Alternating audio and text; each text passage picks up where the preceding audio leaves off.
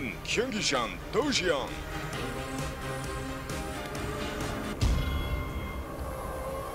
All right, guys, here we are on daybreak, and first we're going to take a look at the winner of our last game in the red from the team imbaFXO. It is BratOK, or BratOK, if you want to pronounce it wrong.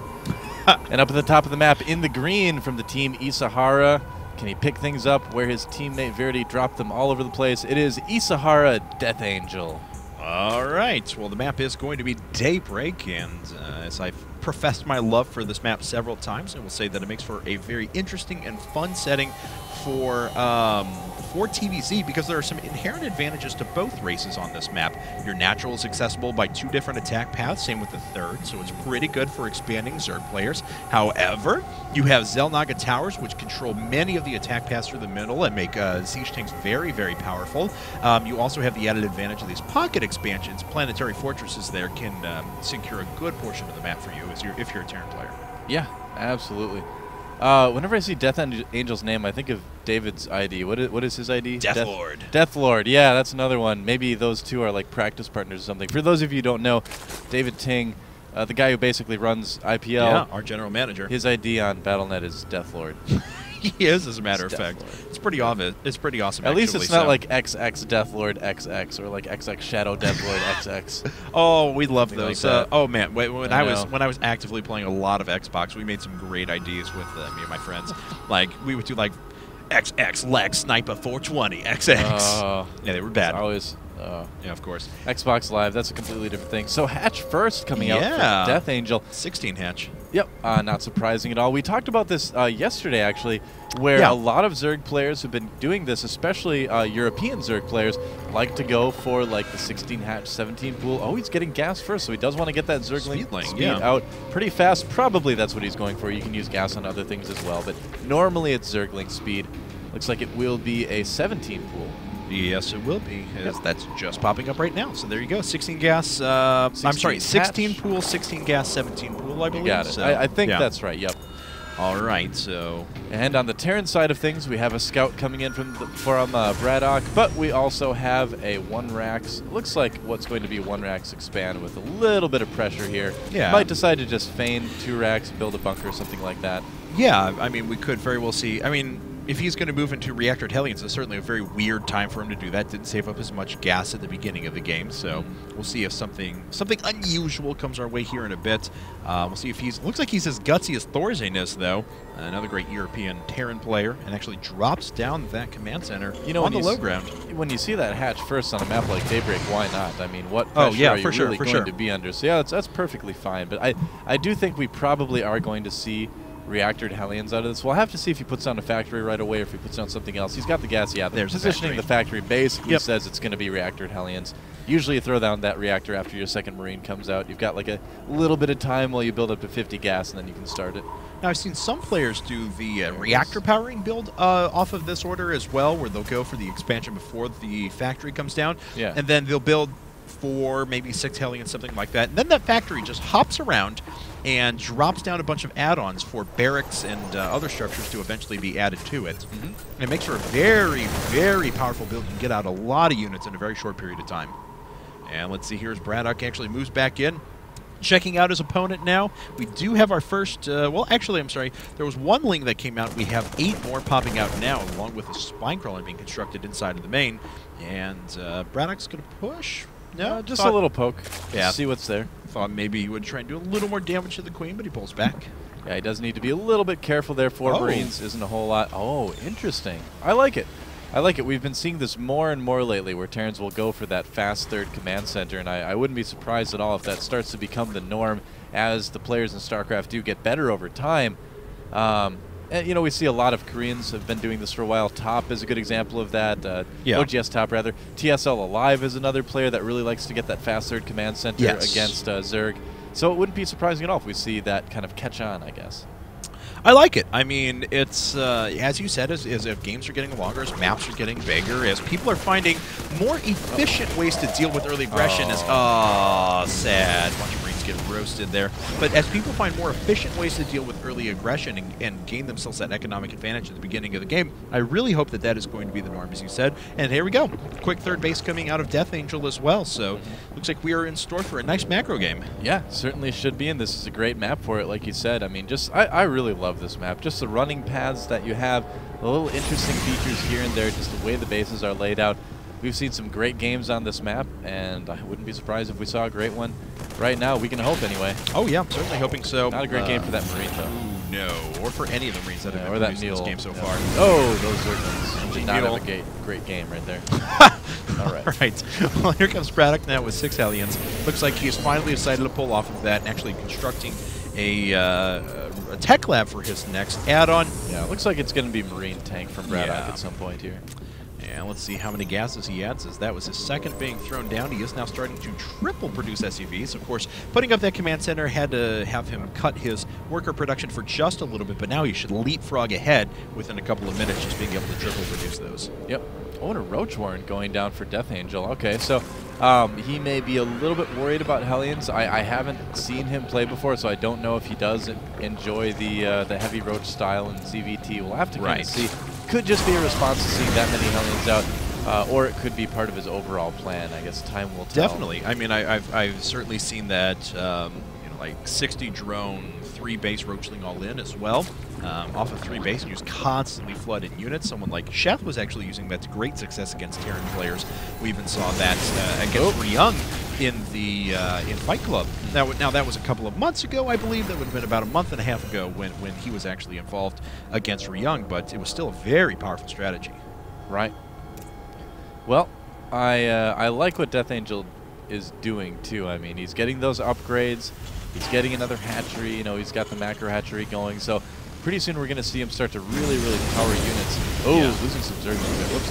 Very nice. My question next is, oh, he is getting missile attacks. Okay, so he is going to start to make some roaches. I was going to say, are we going to see like a lair and an infestation pit, or are we going to see roaches? And he is actually going the Roach Warren, really waiting a long time to get that lair. Wow, he actually does have triple evolution ship. That's so fascinating. Yeah. It's just not often you see that anymore. No, you don't. Or really, never really saw it. But we do have a Bailing Nest coming up as well. He's getting quite a bit at once here. I'm a little bit worried that he's setting himself up to be a little bit vulnerable to a push that BratOK is probably going to do pretty soon. It's usually around 11 minutes or so. It's your standard Marine tank timing that's designed to hit right as the Spire comes out. But in this case, BratOK is going to run in there right as, actually probably right as some of these upgrades finish, so this may be a bit of an anti-timing for BratOK too. Yeah, we'll find out. It's just how much can actually be on the ground. But you're absolutely right. BratOK now starting to move out just a little bit further, taking his third command center behind us as well. Are his tanks unsieging? They are. We may have a big move out here. Of course, BratOK is researching a lot of upgrades on his own. He's going to have 1-1 very soon. He's going to have combat shields. And his infrastructure is actually looking great. 3 base. He's already going to have 6 racks with a lot of add-ons and moving over to a starport. Got a feeling unless he pushes really careful, he might be in a bit of trouble going out there right now with the amount of units and upgrades that DeathAngel is going to have. And I've got a feeling that tonight can be a good night. Oh. And we have a lot of Marines in the middle now, as that song. One actually running up now and picking off a couple of rogue overlords. But Rogue is picking off rogue Hellions. So. All right. Oh, looks like that overlord's going to be just fine. But no, fight on, Marine. Oh well, now he's nothing. Melted. Acid. Ugh. Yep, so we do have the infestation coming up, and 2 more bases being taken right now by DeathAngel. I love how aggressive he's being with the expanding. It's very cool. Needs some overlords, though. Well, you know, we're going to have to see how, yeah, you're right, he is about to be supply block, but we're going to have to see what direction BratOK decides to take this push. That's what I'm kind of curious about. Oh, no, whoa. Okay, sieging up just in time. I thought he was going to maybe lose a tank there. That would be bad. It would have been really bad, actually. 7 overlords started at the same time, as this base is going to get canceled for sure. But, yeah, DeathAngel is floating a ton of minerals at the moment. It is. And let's see. Oh, we do have a little bit of a counterattack. Looks like it's a couple of links. BratOK needs to deal with that, sending up and stimming some units in right now.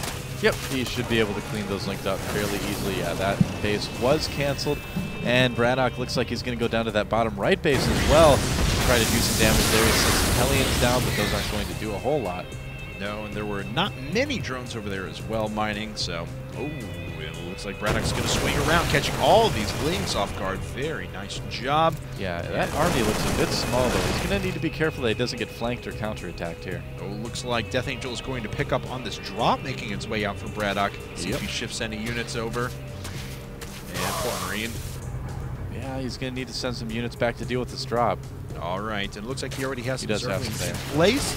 And BratOK's going to need to pick up or move and drop somewhere else. Spine Crawler's going up as we do have 2 attacks going on. This Roach Baneling attack and Marines over on the right-hand side. Oh, not microing the Marines because he sees the attack coming into his third, I'm guessing here too. Not enough Marines there to deal with that.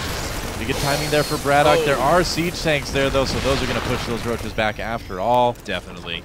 And he's reinforcing through the front now pretty well, but, you know, DeathAngel is on 4 base at the moment. So that 5th would have looked really nice if he would be able to hold on to that. Oh, but BratOK's going for it. I think his army is going to die here. His small army is just going to get absolutely crushed by BratOK's units here. You can see them. Going to be coming up from behind. Nice flank behind BratOK. And the Zerglings are going a great hot dog. The stuff there. That's a great Frank. Yeah. Oh, boy. I'm not hungry at all right now. Visions of Chicago relatives. A big follow-up push coming from BratOK. Yes. But, you know, again, he's going to need to be careful that this push comes at the right time, that he's sieged up. Drone does alert the Overmind to its presence, though. Indeed. That's not going to help. No! Hopefully he doesn't lose the tank right there. Needs to start sieging up over Stims a wee bit there. And we do have the flank with a lot of Zerglings coming in from the back. Yeah, nice job cutting off the reinforcements as well. Zerglings coming in from behind, and it looks like, oh, nice fungals on the Marines as well. Gets both of the tanks, and yeah, DeathAngel so far handling this aggression pretty well, but oh, not able to quite get all those Marines. There's just so much stuff for BratOK right now. He's starting to blow his way through the green tumors. Not much that DeathAngel can actually do about that. He's got a couple more infestors now, but already a preemptive split of those forces. Fungal growth decent, of course, but not nearly as cost-effective as DeathAngel would have liked. He's going to be able to push back this force for BratOK for just a moment here. Yeah. Yep. But, you know, back at his base, BratOK probably already has an army waiting, I'm guessing. Oh, yeah, there it is, moving out. Yep. There it is. Smaller, though. When you're a Terran in this situation, you do need to be a little bit careful that you don't overextend yourself. You notice that this army is a little bit smaller than the one that just got eventually taken out. So, yeah, while you're causing the Zerg player to create a ton of units to stop expanding and everything, you do need to really watch that you don't get killed by a counterattack or just plain old overextend yourself and get behind and vulnerable to a counterattack. Now, though, the situation's getting a little bit worse for DeathAngel as it looks like he's about to lose his base down here in the bottom right-hand corner. And, oh, we do have an engagement through the middle as well, but it looks like there's enough units there to drive off the circle. There's more units coming in from the back, though, and it looks like that should be a no. Wow, BratOK's upgrade's so good right now, and he's driving off so many units. Yeah, just the way those units came in for DeathAngel was not the best. Kind of came in piecemeal, made it easy for BratOK to hold that off. And yeah, in the meantime, BratOK kills the bottom right base, and now DeathAngel's starting to be in a little bit of trouble here. He's like, all right, this guy has better upgrades than me. He's got an army out on the map. He's denied my 4th base. Needs to make something happen. That certainly helps. Oh, nice target fire by BratOK with the Banelings. The siege tanks die, and is it enough Lings to handle this? I don't know. That is an awful lot of very upgraded Marines right now, and despite having 3 evolution chambers, after that first round of upgrades for DeathAngel, not a lot has actually happened on that front. They have expanded a little bit too quickly, and that left them vulnerable to these pushes by BratOK. And I don't know, man. I think our Zerg player's in huge trouble here. I agree with you. There's just so many Marines right now, and BratOK is fine with engaging on creep. Looks like he's dropping into the main as well, cleaning up a lot of stuff there. We don't have any Banelings, just 1 infestor out there, 116 supplied to 200. BratOK just banking minerals and waiting. Yeah, nice job with BratOK being as patient as he was with this game, because there were certain points in time that were a little bit scary for him, but he didn't freak out too much, made the right decisions. And I think we're going to probably see a GG from DeathAngel pretty soon here. Very smart play out of BratOK. He's going to clean up this base as well. He is everywhere at once. That base doesn't get canceled, although I think DeathAngel's in a little bit of a reflective mood right now. GG. And GG is called. So BratOK takes the 2nd game in a row for imbaFXO.